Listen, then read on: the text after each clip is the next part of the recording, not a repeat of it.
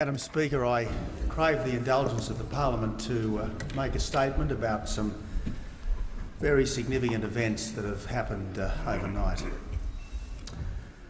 Madam Speaker, this is a grim day for our country and it's a grim day for our world. Malaysian Airlines MH17 has been shot down over the eastern Ukraine, it seems, by Russian-backed rebels. 295 people have been killed. At least 27 Australians have been killed. Our hearts go out to the families of all the dead. Our thoughts and prayers especially are with the families of the Australian dead.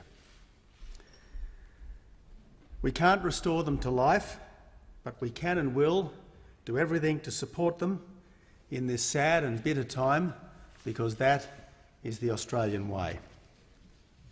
We help in times of trouble. Madam Speaker, a Department of Foreign Affairs team is preparing to leave for Kiev.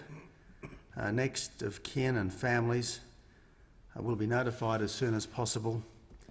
They'll be offered counselling and assistance, and bodies will be repatriated to Australia as quickly as possible. But, Madam Speaker, we owe it as well to the families of the dead to find out exactly what has happened and exactly who is responsible. As things stand, Madam Speaker, this looks less like an accident than a crime. I want to repeat this. As things stand, this looks less like an accident than a crime. And if so, the perpetrators must be brought to justice. Yeah.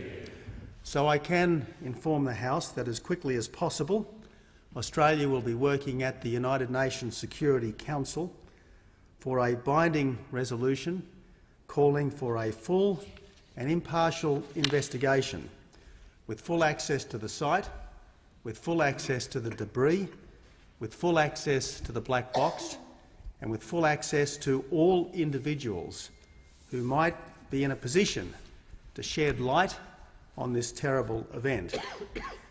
And I can also inform the House that the Minister for Foreign Affairs will shortly summons the Russian ambassador to seek a categoric assurance from the ambassador that the Russian government will fully cooperate in this investigation. Yeah. Madam Speaker, we owe it to the dead and their families. We owe it to the peace and stability of the wider world to establish the facts, and we will do all we humanly can to bring that about. Let me conclude with this. The bullying of small countries by big ones, the trampling of justice and decency in the pursuit of national aggrandisement, and reckless indifference to human life should have no place in our world. Yeah.